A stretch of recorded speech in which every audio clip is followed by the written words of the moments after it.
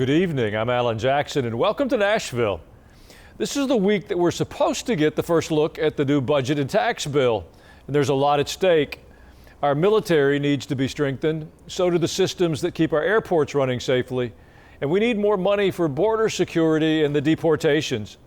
President Trump and the Republicans in Congress are doing a thorough job cutting costs and getting some of what's owed back in the government account.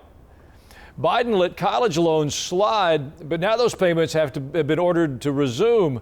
$1.6 trillion worth. U.S. aid has been stopped from its wasteful spending. Cuts are being looked at for the SNAP program, where fraud is rampant. And there are plans in the works to keep taxes down so the economy can actually grow again. And all that's happening while the president's negotiating dozens of new tariff deals. He made a partial deal with China before heading off to Saudi Arabia, a rich country that's committed to investing heavily in the U.S. So there's a lot on the agenda this week. And with that, I'm delighted to welcome back North Dakota Republican Senator Kevin Cramer. We're honored to have you back, Senator. It's my pleasure. Thanks for the opportunity, as always. Well, it's hard to know where to start, but let's begin with some of the tough decisions ahead. Our military is spread out around the world, and we're spending big money helping Ukraine, assisting Israel, and staying prepared for China and Iran. Is the Pentagon going to get what it needs to keep up? Yeah, that's a great question. And my answer is, if I have anything to say about it, they will. And I think that's the view of pretty much all of the Republicans in Congress.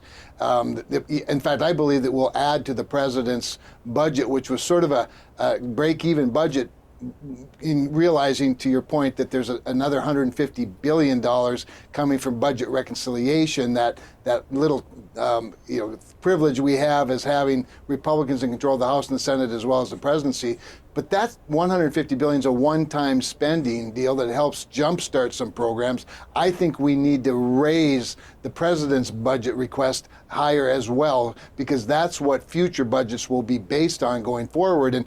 And we've been taking basically a 40-year peace dividend here in the United States and underfunding our military when we should have been maintaining our strength all along. We've sort of let our strength get old and a little bit fragile, if you will, in some of our older systems, particularly nuclear systems, but also our airplanes and ships. So we need to catch up a little. We also, of course, need to insist that our allies around the world step up a little bit more, and realizing, of course, that our enemies have been doing that for a long time. So I think they'll get what they need. As much as anything, we need to project power, not just have it. We need to have it, but we also need to project it. And that's something that Donald Trump does very, very well.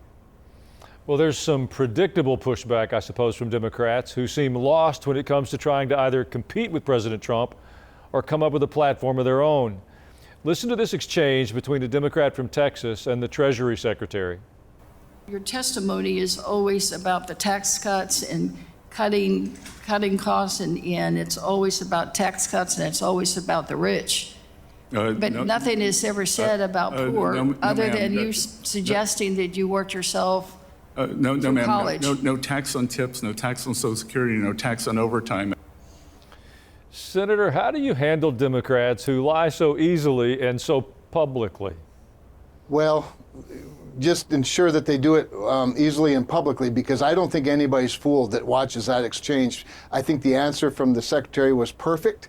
And by the way, that doesn't even recognize the fact that even under current law, the top 1% of the earners in this country pay nearly 50% of the taxes in this country. So it's unfair to suggest that somehow only the rich benefit from Trump tax cuts, when the reality is that the vast majority of people have benefited have been really the middle class. When it comes to no tax on tips, no tax on Social Security benefits, and just think about overtime. My dad, I grew up the son of a rural electric lineman. My dad understood the value of overtime every day, and weekends and holidays, that it was time and a half, it was double time. And then one day he said to us, I think I'm paying more in taxes than I'm earning from overtime. That's a perverse incentive to put in a hard day's work. Now, it didn't prevent him from doing it, of course, but I think people underestimate just the value, the economic value of those policies, particularly on the middle class and frankly the poor workers, if you will, in many cases. Well, let's move to what the border czar needs to keep the peace here at home. An ICE detention center in New Jersey was invaded by the local mayor, who claimed that the prisoners were not being treated properly. So now we've got a triple-barreled enemy from within: the immigrants, the progressives, and the liberal judges who are pushing back on the president. What can be done to help Tom Homan? So great question, and by the way, great illustration, because here's the reality. Donald Trump is president of the United States today largely over this one issue. And as he so profoundly said in his State of the Union address, or his address before the joint session of Congress, everybody said we needed new policies in order to stop the illegal immigration coming into the country. And the reality is, he said, what we really needed was a new president. And he's right. He's rolled up the welcome mat. He's put some strong policies in place. He's acted on his own orders, of course, by taking people who are illegally here, particularly criminals, illegal criminals, or getting them out of the country, back out of the country, deporting them. And that has sent the signal to the marketplace of those that would invade the United States illegally: don't come here. And they've largely responded to that. But what we need to do for Tom Homan is provide more beds and more systems and services right at the border, so that no future president can ever say, well, we'd like to process them quicker when they come across legally, if you will, or they come across and seek asylum, but we don't have the beds, we don't have the judges, we don't have the infrastructure, so we turn them into the center of the country. We've got to find a balance there. So some policies matter, and of course, I think we need to finish the wall. I think the wall, as much as anything, sends the message further that you're not welcome here if you come here illegally. If you come here legally, you're more than welcome. We'd love to work with you. We'd love to help you find a job in our country that's looking for workers. We want you to be a contributor to our society. Oh, by the way, if you become American, be an American. We love your traditions, we love your cultures, but at the same time, we have certain norms and certain rules and laws that we expect you to obey. We can do all of those things with the right resources, the right priorities, and frankly, the right message. Well, Senator, we need to take a short break. If those of you watching want to jump in on this conversation, just go to our ajnow.com and you'll see the link. You'll also see an easy way to watch previous shows and even subscribe to our free newsletter. We'll be back with Senator Kramer in just a moment.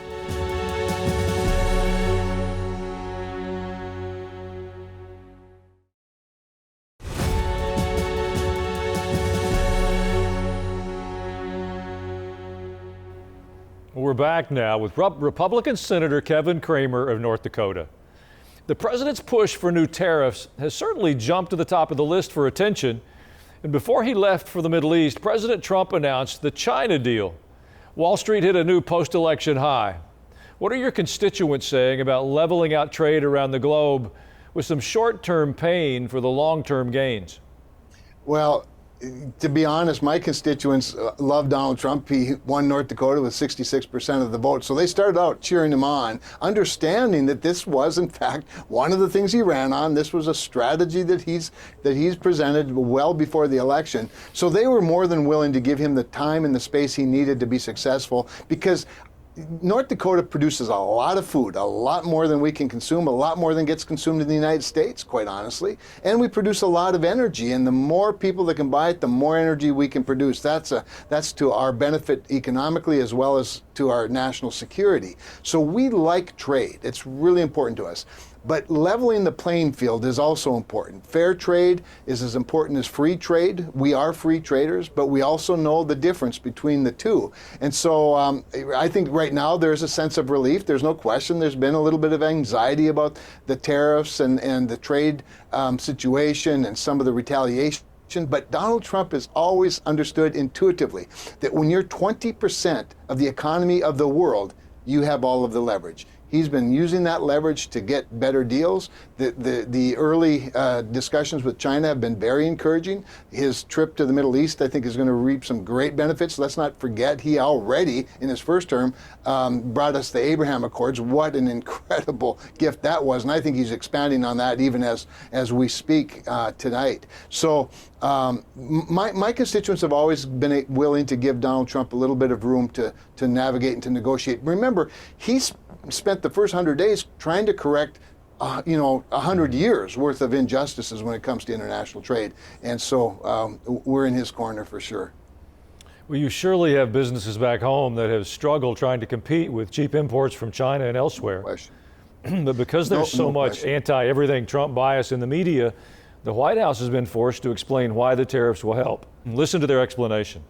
Please keep in mind that the United States trade deficit has ballooned over the past several years, ending up at $1.2 trillion deficit in goods as of the end of last year, which was an approximately 42% increase over a few years prior, when there was an $850 billion trade deficit at the beginning of the Biden administration. And our view is that this is driven in large part by non-reciprocal trade, among other things, and the result has been offshoring of manufacturing and other negative impacts on the U.S. economy. Well, North Dakota is certainly a long way from Wall Street, but does that help drive the point home? It does very well, quite honestly. And in that particular clip, Ambassador Greer didn't even talk about non-tariff barriers like the fact that China uses, in many cases, slave labor, or at least near slave labor. In many cases, they meet none of the environmental commitments or environmental standards that our manufacturers, our producers, even our energy companies themselves have to meet. Those are tremendous disadvantages to cost around the world. People blame us. In fact, in many cases, Americans ourselves blame us for high emissions of greenhouse gases, when in China they don't even think about such a thing. And so all of those are extra costs on top of the reciprocal trade issues that Ambassador Greer was talking about there. So North Dakotans in the middle of the North American continent are pretty global thinkers because we've been growing food for a hungry world for so long, because we've been producing energy for a growing economy in our nation and in our continent for so long. We've always sort of understood that the weather in Argentina and the price of cattle in Australia matters, and that we need to be competitive in the global marketplace, and that requires relationships, but also requires fair play. I'm in Nashville. North Dakota is much closer to our Canadian neighbors. Do you think there will be some healing with our relationships with our friends to the north? Yeah, it's a really great question, and I believe there will, because quite honestly, the relationship, just for example, North Dakota borders Manitoba and Saskatchewan. I have more, this may surprise you, but I have more cell phone numbers of Canadian premiers than I do American governors, and that may say something about me, but there are a lot of people in Canada who really view themselves in many respects as an extension of the United States. They want to be sovereign. They don't want to be the 51st state, although there are a couple of provinces I would take gladly. But they do understand this relationship. But at the same time, as I've said many times to Ambassador Hillman, and she's a dear friend, I say, remember, you're 41 million people.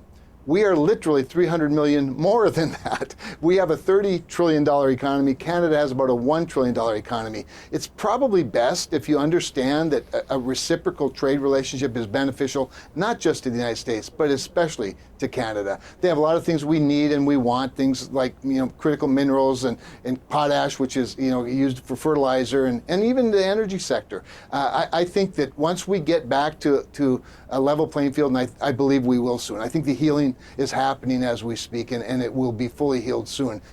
All right, so final question. Looking ahead, you were reelected with a whopping 66% of the vote, not running again for another 5 years. There's obviously a lot at stake now, and President Trump is certainly making up for some lost time. Tell us what you see about Republicans holding the Senate and the House next fall and keeping this mission on track. Well, that's a great question, a really important point. I feel really good about it. I'd like to see us, we have to recruit some really good candidates. The calendar, if you will, and the map looks pretty good for Republicans for the most part. Now, there are many more Republican senators up for re-election than there are Democrat senators, but there are a lot of Democratic senators not running for re-election, which is interesting. I think it tells you a little bit about how they see the future. I think once these trade deals start clicking one after another, and you see the economy growing at a high level, and you're already seeing inflation at a very low level. The thing that everybody said wouldn't happen is happening. You're seeing inflation this week, April to April, at the lowest level since 2021, since February of 2021. So it's really kind of, I think, amazing. I think as that good news continues to roll out, I think our candidates will do very well. I see all of our incumbents winning re-election, quite honestly. The House is a little bit more volatile. It's designed differently. But I think if Donald Trump's doing well, if the Senate Republicans win big, I see just more House members coming along, and I think that'd be good for all of us, because I'd love to have another 2 years of this progress, happening in this second 2 years of the Trump term. Well, Senator Kramer, we're honored to have you here again, and you're welcome back anytime. It's always my pleasure. So much so that I hope you know that I watch you every day and just really appreciate this show, and more importantly, quite honestly, your ministry. It touches my heart, and I'm grateful to you. Well, you're very kind. Thank you. When we come back, I'll share some thoughts of my own about going from the dysfunctional last 4 years to a much more productive time ahead. The journey's not just the responsibility of our elected leaders. I'll be right back.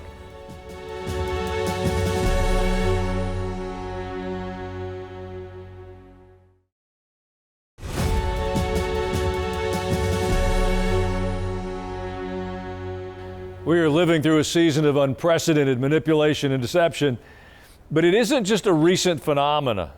During the last administration, I saw very well-informed people, very well-educated people of great power and significance look straight into a camera lens and say, our border is secure.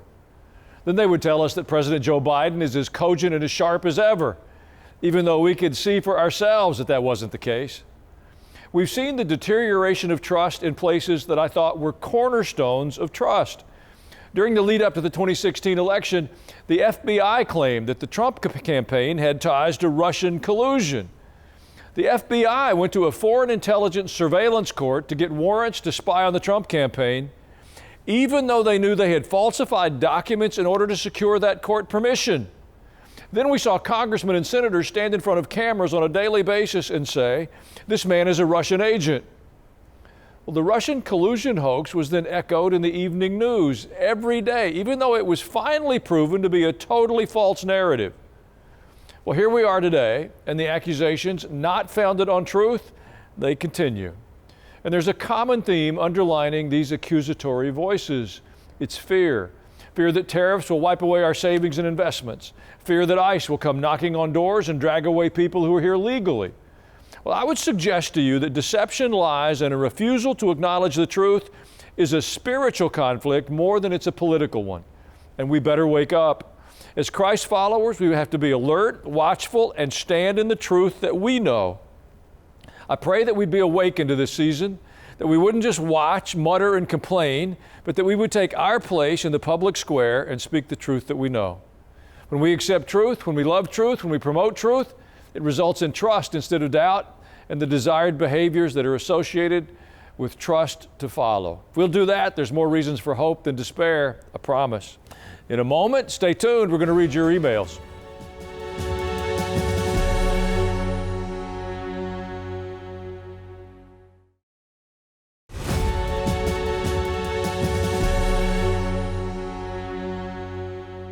Thank you for taking the time to send us your emails. We always look forward to reading your thoughts. Deborah W. in California wrote, I'm so glad that you're offering the news through a biblical perspective and plain, simple truths rather than the divisive Republican versus Democrat. I hope this platform will bridge the divide and be pleasing to God. Deborah, I'm in agreement. We want to be pleasing to the Lord, and the rest of it, it'll find its place. Bob from Texas said, we love the interview with Doug McElway. From someone who spent over 40 years in the broadcasting industry, news used to try to inform people about what is happening. Today, the major news outlets are primarily spewing propaganda. They don't much care about the facts or the truth, just what they've decided to be the truth. Well, you're right, Bob. Sometimes I grieve the deterioration of that legacy media, but then I have to acknowledge it's created opportunities for some of the rest of us to step into the breach. I trust somewhere in the midst of that, God is moving and He will bring some good outcomes. Finally, Nancy on the YouTube episode, she watched with Barry McGuire. She said, I'm in a car family and I know of McGuire's wonderful products, but this is the first time I've learned of Barry and his love of God. What a wonderful, joy-filled person. I agree, the love of God should and does fill our lives with joy. Thanks for the video and the wonderful message. Well, I think Barry was an encouragement to all of us. He has an irrepressible, joy and hope for what's ahead, and he's had enough experience to speak to those matters. Just a reminder, if you miss an episode live, you can go to ajnow.com. They're all archived there. You can see any episodes you choose. You can even sign up for our weekly newsletter to give you a summary of what's happening with the program and the larger ministry. And if you don't mind, ask a friend to watch. Thank you for watching tonight. I'm Alan Jackson, and I hope to see you again tomorrow. Good night.